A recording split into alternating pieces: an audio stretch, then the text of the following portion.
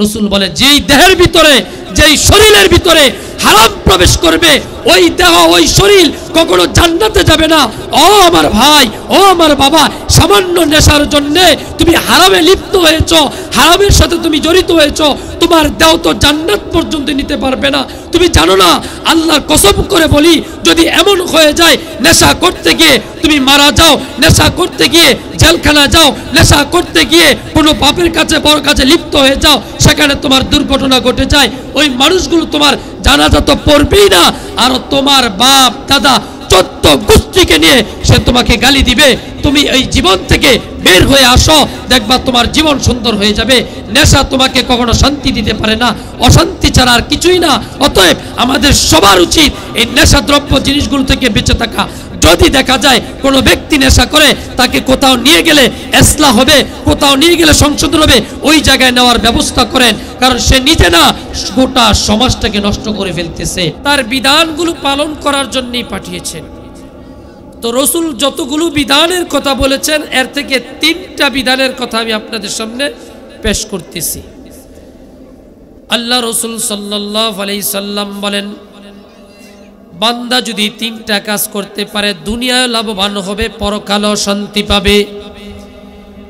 নম্বর 1, আল্লাহ রাসূল সাল্লাল্লাহু আলাইহি সাল্লাম বলেন, আফশুস সালাম।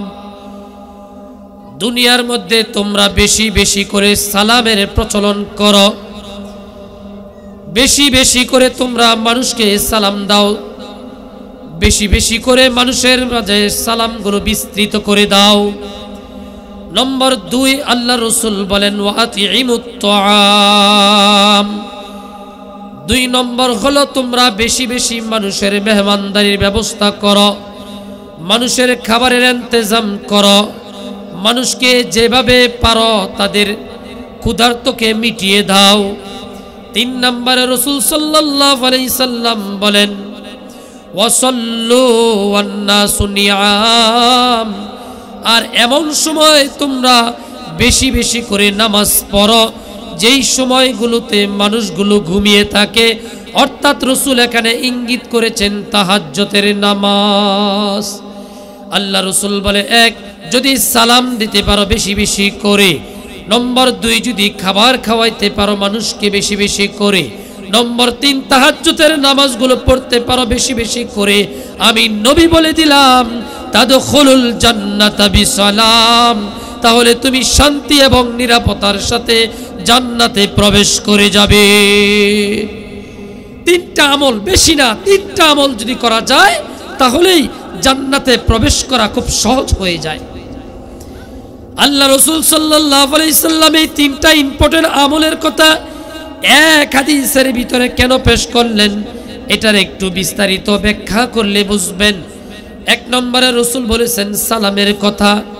সালাম, সালাম দুনিয়ায় শান্তি, পরকালেও মুক্তি। নম্বর 1, সালাম এর প্রথম কথা হলো, আল্লাহ রাসূল অন্য হাদিসের মধ্যে বলে, যখন বান্দা সালাম দিবে 1 নম্বর কাজ হলো বান্দার দিল থেকে অহংকার গুলো দূর হয়ে যাবে। সালাম দিবা তো অহংকার দূর হয়ে যাবে। রাসূল বলে, শুধু অহংকারই সালাম দূর করে না, সালাম যে বেশি বেশি দিবে, রাসূল বলে তার মধ্যে শান্তি বিরাজমান করবে। যদি কেউ অশান্তিতে থাকে, যদি কেউ পেরেশানিতে থাকে, যদি কেউ টেনশনে থাকে, ওই ব্যক্তি যদি বেশি বেশি করে সালাম দেয়, আল্লাহ পাক সালামের অর্থ হিসাবে, শান্তি হিসাবে তার অন্তরের মধ্যে প্রশান্তি দান করে দেয়। 2, 3 নম্বর কথা হলো, রাসূল সাল্লাল্লাহু আলাইহি সাল্লাম বলে, এক হাদিসের মধ্যে আসছে, আল্লাহ রাসূল সাল্লাল্লাহু আলাইহি সাল্লাম মসজিদে নববীতে বসা একজন সাহাবী প্রবেশ করলেন, রাসূলকে সালাম দিলেন, আসসালামু আলাইকুম ওয়া রাহমাতুল্লাহ, এতটুক বললেন। রাসূল সাল্লাল্লাহু আলাইহি সাল্লাম বলেন, ওয়া আলাইকুমুস সালাম ওয়া রাহমাতুল্লাহ আশরুন, ওয়া আলাইকুমুস সালাম ওয়া রাহমাতুল্লাহ আশরুন। রাসূল বলে তার জন্য আল্লাহ পাক 10 নেকি দিয়েছেন।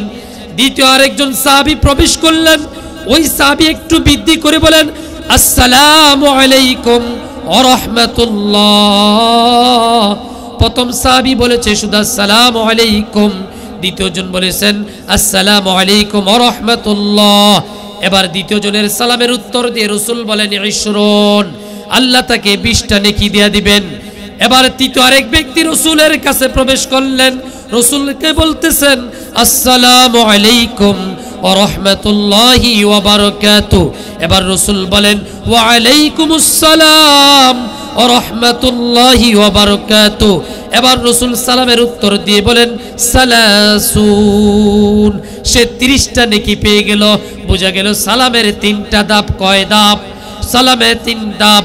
1 নাম্বার, কেউ যদি শুধু বলে আসসালামু আলাইকুম তাহলে সে পাবে 10 নেকি।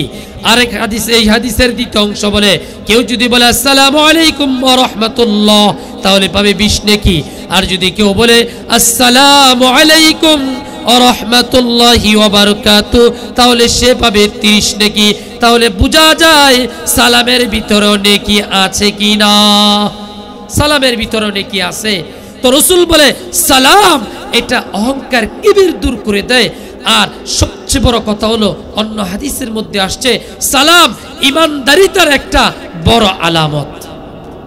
কিভাবে? যদি কারো সাথে আপনার ঝগড়া হয়ে যায়, কথাবার্তা না বলে, রাসূল বলে মান তারাকাল কালামা সালাস, কেউ যদি কথা বলা কোনো বন্ধুর সাথে কোনো কারো ব্যক্তির সাথে মুখাসামা ঝগড়াবশত কথা ছেড়ে দেয় 3 দিনের বেশি, রাসূল বলেন তার ঈমানের খাতা থেকে তার নামটা কেটে দেওয়া হয়। তার ঈমানের খাতা থেকে নামটা কেটে দেওয়া হয়। কেন? একজন মুমিন মুসলমান ঝগড়াবশত 3 দিন পর্যন্ত এর উপরে কেন কথা ছেড়ে দিল? এই কথার কারণে রাসূল বলে ঈমানের খাতা থেকে তার নাম কেটে দেওয়া হয়। এই কথাটা রাসূলের আদর্শ সাহাবায়ে কেরামের ভিতরে নমুনা ছিল। এক হাদিসের মধ্যে আসছে রাসূলের নাতি হাসান আর হুসাইন, রাসূলের নাতি হাসান আর হুসাইন 2 ভাই যে কোনো একটা বিষয়ে ঝগড়া হয়েছে। বড় ভাই ছোট ভাইয়ের সাথে কথা বলে না, ছোট ভাই বড় ভাইয়ের সাথে কথা বলে না। এবার এক পর্যায়ে দেখলো একদিন চলে যাচ্ছে, তো ছোট ভাই চিন্তা করলেন নানাজি তো বলেছেন যদি 3 দিনের বেশি কথা ছেড়ে দেই, ঝগড়া করে ঈমান থেকে দূরে চলে যাব। একদিন চলে গেল, 2 দিন চলে গেল, 3য় দিন চিন্তা করলো আজকে যদি আমরা কথা না বলি, আজকে যদি ওনার সাথে পরস্পরে কথা না বলি তাহলে তো আমার ঈমানের খাতায় নাম কেটে যাবে। আমার ঈমান জরুরি, ঈমান বড় নাকি?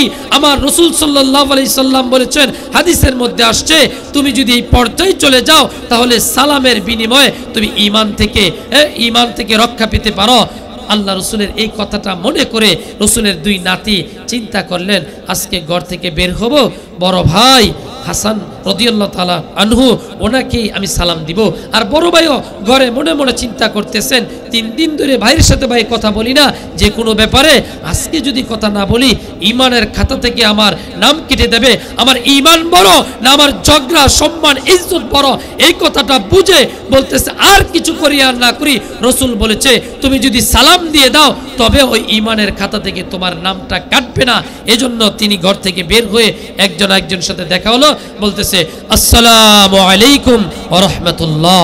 আল্লাহ রাসূল সাল্লাল্লাহু আলাইহি সাল্লামের হাদিসের উপর আমল করে ঈমানকে রক্ষা করলেন। এ হলো 4 নাম্বার কথা। আর এই সালামের ভিতরে 5ম নাম্বার কথা হলো আল্লাহ রাসূল সাল্লাল্লাহু আলাইহি সাল্লাম বলেন এই সালামের দ্বারা তোমাদের অশান্তি দূর হয়। অশান্তি দূর হয়। প্রায় সময় দেখবেন রাস্তাটা আসতেছে, মনে করেন প্রসিদ্ধ একটা কথা, অনেক রাস্তা আছে না যেই রাস্তার মধ্যে আপনি আগের থেকে ভয় পাইতেছেন, রাত্র 9টা বাজে, এই রাস্তাটা যদি যায় মনে হয় আর কিছু না হইলেও আমার মোবাইলটা রাইখা দিব, পকেটে যা আছে সব রাইখা দিয়া কইব এবার চালি দে। কেন? কারণ এগুলো রাখার জায়গা এটা।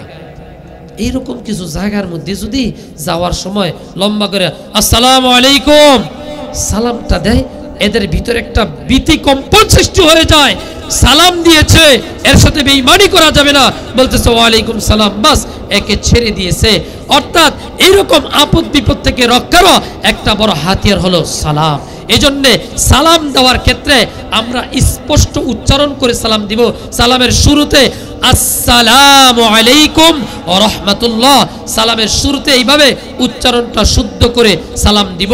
এমনকি এক হাদিসের মধ্যে আসছে এক ব্যক্তির ব্যাপারে আল্লাহর পক্ষ থেকে সিদ্ধান্ত হয়ে গেল, ওই ব্যক্তি রাস্তা দিয়ে যখন যাবে অ্যাক্সিডেন্ট করবে, আহত হবে, হসপিটাল যাবে, মারা যাবে, এটা সিদ্ধান্ত হয়ে গেছে। এমন ব্যক্তিকে রাস্তা দিয়ে যাইতেছে একজন আল্লাহর ওলি যখন রাস্তা দিয়ে যাইতেছিল, ওই যেই ব্যক্তির ব্যাপারে সিদ্ধান্ত হয়ে গেল, মনে করেন উদাহরণ দিয়ে বলি, আপনি তো জানেন না, হয়তো আজকে 2500 বাজারে আপনি বাজার করতে যাইতেছেন, কিন্তু আপনার জানা নাই বগাদির ব্রিজ থেকে উঠার সময় ডান দিক থেকে সিএনজি আর আপনার অটো একসাথে সংঘর্ষ হয়ে আপনি পড়ে যাবেন, রক্তাক্ত হয়ে যাবেন, আর মানুষ দরাদরি করে ইমার্জেন্সি হসপিটালে নেবে, বলবে জলদি করে ঢাকা নিয়ে যাও। এবার রাস্তায় নিতে নিতে আপনার দম ফুরিয়ে গেছে, আপনার জীবন ফুরিয়ে গেছে, শেষ হয়ে গেছে। এমন একটা ব্যক্তির ব্যাপারে সিদ্ধান্ত হয়ে গেল। আল্লাহ রাসূল সাল্লাল্লাহু আলাইহি সাল্লামের হাদিসে আসছে, ওই ব্যক্তি যখন রাস্তা দিয়ে যাইতেছিল, একজন আল্লাহর ওলি, যে আল্লাহর ওলি দোয়া করার সাথে সাথে দোয়া কবুল করে ফেলেন আল্লাহ। ওই আল্লাহর ওলিকে দেখলো, দেখার পরে লম্বা করে সালাম দিল, আসসালামু আলাইকুম ওয়া রাহমাতুল্লাহ। আল্লাহর ওলি বলেন, ওয়া আলাইকুমুস সালাম ওয়া রাহমাতুল্লাহি ওয়া বারাকাতুহু। এবার এর অর্থ হলো কি, ওই আল্লাহর ওলি, এর অর্থ হলো কি, আল্লাহর ওলি বলেন ওয়া আলাইকুমুস সালাম, এর অর্থ হলো আল্লাহর পক্ষ থেকে তোমার জন্য শান্তি বর্ষিত হোক, আল্লাহর পক্ষ থেকে তোমার বিপদ দূর হোক, আল্লাহর পক্ষ থেকে তুমি নিরাপদ থাকো। আল্লাহর ওলি যখন দোয়া করলো, সাথে সাথে আল্লাহর দরবারে দোয়া কবুল হয়ে গেল। ফেরেশতা দিয়ে তাৎক্ষণিক, হাদিসের মধ্যে আসছে, ফেরেশতা দিয়ে তাৎক্ষণিক ওই ব্যক্তিকে ওই অ্যাক্সিডেন্ট থেকে হালকার উপর অ্যাক্সিডেন্ট করে সেরে গেল। এবার ওই ফেরেশতা বলতেছে, ইয়া রাসূলুল্লাহ, ইয়া রাসূলুল্লাহ, আপনি জানেন অমুক ব্যক্তির ব্যাপারে আল্লাহর সিদ্ধান্ত ছিল এই, কিন্তু আল্লাহ পাক সালামের বদলতে তার জীবনটাকে নিরাপদ বানিয়ে দিয়েছে, নিরাপদ বানিয়ে দিয়েছে। এজন্য সালাম আমরা বেশি বেশি করে দিব। নম্বর 2, হাদিসের মধ্যে আসছে, আতঈমুত তাআম, তোমরা মানুষের বেশি বেশি মেহমানদারি করাও, বেশি বেশি মানুষদেরকে খাবারের ইন্তজাম করো।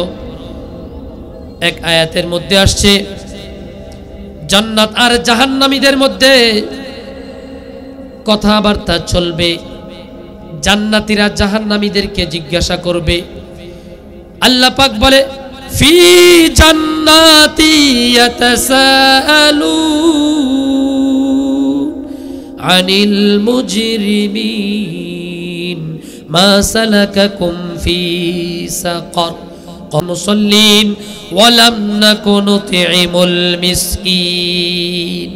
আল্লাহ পাক বলে, জান্নাতীরা জাহান্নামীদেরকে বলবে, ও ভাই জাহান্নামীরা, তোমরা যে সাকর নামক জাহান্নামে আসলা, তোমাদের অপরাধ কি ছিল? বলতেছে 3টা অপরাধের কথা বলে। এর একটা হলো লাম নাকুন নুতঈমুল মিসকিন, আমরা মিসকিনদেরকে, গরিবদেরকে, ভিখারীদেরকে, ফকিরদেরকে, নিঃস্বদেরকে খাবার খাওয়াই নাই, আমার কাছে হাত পেতেছে, কিছু দেই নাই, দূর করে দিয়েছি, এজন্য আজকে আল্লাহ পাক আমাদেরকে জাহান্নাম দিয়েছে। বোঝা যায় কথা থেকে, আপনি যদি পরকালে শান্তি পেতে চান, জান্নাত পেতে চান, এর যতগুলো আমল আছে, এর একটা হলো মিসকিন, গরিব, অসহায়, ভিক্ষুকদেরকে খাবারের ইন্তজাম করা। এর পাশাপাশি অন্য হাদিসের মধ্যে আছে, তুতঈমুত তাআম, তোমরা খাবার খাওয়াও, মেহমানদারি করো। কেন? কারণ মেহমানদার যখন তোমাদের বাড়িতে আসে, বরকত নিয়ে আসে, তাদের সাথে ভালো আচরণ করো, তোমার ঘরে বরকত হবে, তোমার ঘরে শান্তি হবে। এই যে মনে করেন আছে অনেক মহল্লা কল্যাণদিত, এর মধ্যে মোটামুটি অন্তর্ভুক্তই, যখন মাহফিলগুলো হয়, মেয়েদেরকে, নাতিদেরকে সবাইকে খবর দেয়, তো আয় একটু মাহফিল আছে আমাদের ইত্যাদি। ওই 2 সপ্তাহ আগে আসার কথা ছিল, বলে আব্বা একবারে মাহফিলের সময় আসবুনে, এই যে আপনার সন্তানগুলো, নাই নাতনিগুলো আসতেছে, মেয়ের জামাতারা আসতেছে, মেহমানদারি করতেছেন, এটা বড় বরকতময় জিনিস, এটা খামোকার জিনিস না, আপনি খাবার খাওয়াইতেছেন। অনেক মাদ্রাসার ছাত্রদেরকে অনেক বাসায় লজিন খাওয়ায়, এটাও মেহমানদারি হচ্ছে। অনেকে ইমাম মুয়াজ্জিন খাদেমদের খাবারের ইন্তজাম করে, এটাও মেহমানদারি হচ্ছে। অতএব ছোট থেকে ছোট মেহমানদারিও যদি করানো যায়, রাসূল সাল্লাল্লাহু আলাইহি সাল্লাম বলেন এই মেহমানদারির বদলতে তোমার ভিতরে আল্লাহ তাআলা বরকত দিয়ে দিবে। আর দুনিয়ার আমলে তো অবশ্যই এর ফজিলত পাবা, পরকালে একটা মুক্তি পাবা। যেরকম আয়াতের মধ্যে আসে, লাম নুতইমুল মিসকিন, মিসকিনদেরকে আমরা খাওয়াই নাই, এজন্য আসলে আমাদেরকে জাহান্নামের আগুনে জ্বলতে হচ্ছে। অন্য হাদিসের মধ্যে আসছে আল্লাহ রাসূল সাল্লাল্লাহু আলাইহি সাল্লামের সাহাবায়ে কেরাম, রাসূলুল্লাহ সাল্লাল্লাহু আলাইহি সাল্লামের যুগে যদি কোনো মানুষ, মুসাফির মানুষ বাড়ির পাশে আসে, মসজিদে কিংবা অন্য কোথাও দেখে, তাহলে হাতে ধরে নিয়ে তাদেরকে মেহমানদারি করতেন। এটা ছিল রাসূলের সুন্নাহ। মেহমানদারি করাটা হলো রাসূলের সুন্নাহ। অতএব আমরা চেষ্টা করব মেহমানদারি করব, মেহমান আসলে চোখগুলো কপালগুলোর মধ্যে যেন বাসনা পড়ে যায়। আর মেহমানদারি, মেহমান যারা আসে তাদের উচিত, রাসূল বলেন 3 দিন পর্যন্ত মেহমান হিসাবে থাকা সুন্নত, এরপরে আবার প্রয়োজনে চলে যাওয়া, আবার দরকার আসা, এই সুন্নতটা আমাদের রক্ষা করা দরকার। 3 নম্বরে রাসূলুল্লাহ সাল্লাল্লাহু আলাইহি সাল্লাম বলেন, ওয়াসাল্লু ওয়ান নাসু নিআম। 3 নম্বর কাজ হলো মানুষগুলো যখন শেষ রাতের বেলা নামাজগুলো পড়বে, এখানে কিয়ামুল লাইল তাহাজ্জুদের নামাজকে আল্লাহ রাসূল উদ্দেশ্য করেছেন। ওরে বান্দা, এখন যে সময়টা এসেছে এই সময়টা হলো তাহাজ্জুদের সিজন। এই সময়টা লম্বা সময়, তুমি ইচ্ছা করলে তাহাজ্জুদ নামাজটা পড়তে পারো। এজন্য তুমি ইচ্ছা করলে তাহাজ্জুদের নামাজগুলো পড়তে পারো।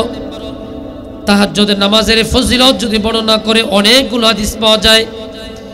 আল্লাহ রাসূল সাল্লাল্লাহু আলাইহি সাল্লাম বলেন, তাহাজ্জুদের নামাজ হলো, আল্লাহ রাসূল সাল্লাল্লাহু আলাইহি সাল্লাম বলেন, আফজালুস সালাত বাদাল ফরিজা। 5 ওয়াক্ত ফরজ নামাজের পরে সর্বশ্রেষ্ঠ নামাজ হলো তাহাজ্জুদের নামাজ। তাহাজ্জুদের নামাজ যখন বান্দা পড়ে, তখন আল্লাহ এবং বান্দার মধ্যে একটা আন্তরিক সম্পর্ক তৈরি হয়, একটা গোপন সম্পর্ক তৈরি হয়। অমুসলমান একটু চিন্তা করে দেখো, রাতের বেলা সবগুলো মানুষ ঘুমিয়ে গেছে, পাখিগুলো ঘুমিয়ে গেছে, সব আওয়াজগুলি স্তব্ধ হয়ে গেছে। আর ওই সময় তুমি ঠান্ডা পানি দিয়ে ওযু করে যখন আল্লাহু আকবার করে যায় নামাজের ভিতরে দাঁড়াই গেলা, এবার পৃথিবীর কেউ দেখে না, একমাত্র দেখে কে? আল্লাহ। আল্লাহ তাকাই দেখে, দেখো আমার বান্দা আমার জন্য আরামের বিছনাটাকে হারাম করে ছেড়ে দিয়ে আমার বান্দা আমার কাছে দাঁড়াই গেছে। এবার বান্দা যখন নামাজে দাঁড়াই গিয়ে আলহামদুলিল্লাহি রাব্বিল আলামিন বলতে থাকে, আল্লাহ পাক রব্বুল আলামিন বলে, হামিদানি আব্দি, আমার বান্দা আমার প্রশংসা করতেছে। এইভাবে পুরা সূরা ফাতিহা পড়ে আর আল্লাহ পাক তার জবাব দিতে থাকে। আল্লাহ পাক বলে, বান্দা তুমিও ইচ্ছা করলে ঘুমাইতে পারতা, ঘুমকে ছেড়ে দিয়ে আমি রবের সামনে দাঁড়িয়ে গেছো একাকীভাবে। দুনিয়ার কেউ দেখো কানার দেখো, আমি আল্লাহ দেখেছি। তোমার যাবতীয় প্রয়োজন মিটিয়ে দেওয়ার মালিক আমি আল্লাহ। আমি তোমার সমস্ত প্রয়োজনগুলো মিটাইয়া দিব, মিঠাই দিবেন আল্লাহ পাক বলেছেন। আল্লাহ রসুলের জন্য তাহাজ্জুদ তো ওয়াজিব ছিল, কিন্তু আমাদের জন্য কষ্ট হবে, এজন্য আল্লাহ রসুল সুন্নত রেখেছেন। আর নয়তো আমাদের জন্য যদি ওয়াজিব হতো, বেতের যেরকম ওয়াজিব, ঈদের নামাজ যেরকম ওয়াজিব, এরকম যদি ওয়াজিব হতো, তাহলে ব্যাপক পরিমাণ মানুষ গুনাহগার হয়ে যেত। এজন্য রসুল বলে, আমি আশঙ্কা করি আমার উম্মত না জানি এই গুনায় লিপ্ত হয়ে যায়। হয়তো এই জন্যে আল্লাহ পাক তাহাজ্জুদ আমাদের উপরে ফরজ বা ওয়াজিব করে নাই। কিন্তু এর অর্থ আমরা ছেড়ে দিব না। পৃথিবীতে এমন কোন আল্লাহর ওলি পাবেন না যারা তাহাজ্জুদ ছাড়া আল্লাহর ওলি হয়েছে। আচ্ছা, আমি আপনাদেরকে বলি, আপনি কোনো একজন ব্যক্তির কাছে একেবারেই একান্তভাবে কেউ জানে না, তার পায়ে গিয়ে ধরে যদি ক্ষমা চান, মাপ চান, ভুল করেছেন, আর যদি চোখের পানিগুলো ছেড়ে দেন, ওই ব্যক্তি আপনাকে ক্ষমা না করে পারবে না, আপনার ভুলটা মার্জনা না করে পারবে না। আর ওই ব্যক্তির চেয়ে বহু গুণে দয়াদাল আল্লাহ, আল্লাহ পাকের কাছে যখন আপনি আর আমি মাথা নত করে দিব, আল্লাহ আমাদের জীবনের সব গুনাহগুলো মাফ করে দিবেন। এজন্য 3 নম্বর কথা হলো আমরা তাহাজ্জুদ নামাজটা বেশি বেশি করে পড়ব। এরপরে আল্লাহ রাসূল সাল্লাল্লাহু আলাইহি সাল্লাম বলেন, এই 3টা আমল যদি তুমি করতে পারো তাদখুলুল জান্নাতা বিসালাম। আমি নবী বললাম তোমাকে আল্লাহ তাআলা শান্তি এবং নিরাপদের সাথে জান্নাতে প্রবেশ করে দিবে। আল্লাহ যদি আপনাকে আমাকে ক্ষমা করে, ছোট্ট ছোট্ট উসিলাই যথেষ্ট, এর চেয়ে বেশি কিছু লাগে না, এর চেয়ে বেশি কিছু প্রয়োজন পড়ে না। আল্লাহ ক্ষমা করে দিবেন, এতটুকু এনাফ, জাস্ট আর কিছুর প্রয়োজন নাই। কারণ আল্লাহ পাক ক্ষমা করবেন এটা ইচ্ছা করেছেন। হাদিসের মধ্যে আসছে, বনি ইসরাইলের এক রাওয়াতে আসছে একটা পুরুষ, আরেক রাওয়াতে আসছে একটা নারীর কথা। জীবন ভর সে ব্যভিচার, পরকীয়ায় লিপ্ত ছিল, গুনাহ করত, কোনো ইবাদত করত না, কোনো নেক আমল করত না। ওই মানুষটা একদিন রাস্তা দিয়ে যাইতেছিল, মনে করেন প্রচন্ড রৌদ্র, যে রৌদ্রের মাঝে আমরা ফ্রিজের পানি ছাড়া উপায় পাই না, অমন একটা রৌদ্রের মধ্যে রাস্তায় একটা কুকুর খুব হাঁফাইতেছে। ওই মহিলা কিংবা ওই পুরুষের খুব দয়া হলো, আহারে আজকে আমরা মানুষরা তো পানি তৃষ্ণা ধরলে কল চেপে কুয়া থেকে নানানভাবে পানি পান করি, কিন্তু এই পানিটা তো কুয়ায় যেতে পারবে না, পানি তুলতে পারবে না ইত্যাদি মনে করি। তার পানি তৃষ্ণা ধরেছে, তার কষ্ট হচ্ছে। তখন ওই ব্যক্তি এই কুকুরকে ওই কুয়া থেকে পানি এনে পানি পান করার একটা ব্যবস্থা করেছে। কুকুরটা যখন পান করলো তখন তার শরীরে একটা শান্তি আসলো। ওই শান্তিটা কুকুর যতটা না অনুভব করেছে, আল্লাহ পাক রব্বুল আলামিন আরশ আজিম থেকে এই দৃশ্যটা দেখে ওই ব্যক্তিকে আল্লাহ পাক এই ছোট্ট একটা আমলের বদলতে, ও আমার বান্দা, তুমি আমার একটা প্রাণীকে এমন অশান্তিময় অবস্থা, জীবন যায় যায় অবস্থা, একটা নিকৃষ্ট প্রাণী, একটা কুকুরকে তুমি কেমন জানি জীবন ফিরিয়ে দিয়েছো, যাও আমি তোমাকে ওই সংকটময় মুহূর্তে, ওই বিপদের মুহূর্তে, আপদের মুহূর্তে তোমাকে আমি শান্তি দিয়ে দিব, তোমাকে আমি জান্নাত দিয়ে দিব। হাদিসে আসছে রাসূল যখন মেরাজে গেলেন, যাওয়ার পরে দেখেন একজন ওই নারী কিংবা ওই পুরুষ সে মিটি মিটি হাসতেছে। রাসূল জিবরাইল আমিনকে জিজ্ঞাসা করলো, ভাই জিবরাইল, ওই নারীটা হাসতেছে কেন? বলতেছি, ইয়া রাসূলুল্লাহ, এই নারীটার কপালটা বড় ভালো, ভাগ্যটা বড় ভালো, ছোট্ট আমলের বদলতে আল্লাহ তাকে মাফ করে দিয়েছে।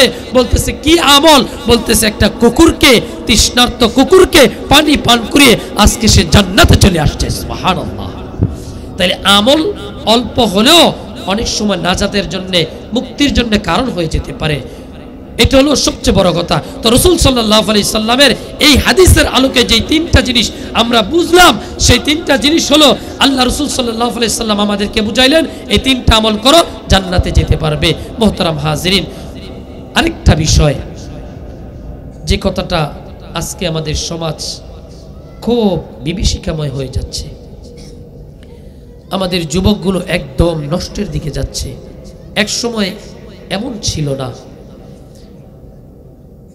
স্কুলে লেখাপড়া করে ভালো মেধাবী স্টুডেন্ট অথবা চাকরি করে, খুব ভালো একটা চাকরি পেয়েছে, কিন্তু সে নেশাগ্রস্ত হয়ে গেছে, মাদক আসক্ত হয়ে গেছে। এই ছেলেগুলোর কারণে দেখা যায় সব জায়গায় অশান্তি, সব জায়গায় অশান্তি। তো সংক্ষেপে যদি বলি, সর্বপ্রথম হলো আল্লাহ রাসূল সাল্লাল্লাহু আলাইহি সাল্লাম বলেন, কুল্লু মুসকারিন হারাম। আমার যে সমস্ত ভাইরা, আমার যে সমস্ত বাবারা, তোমরা নেশা করো, বেশি না, 2টা মেসেজ দিচ্ছি, ভালো করে শোনো।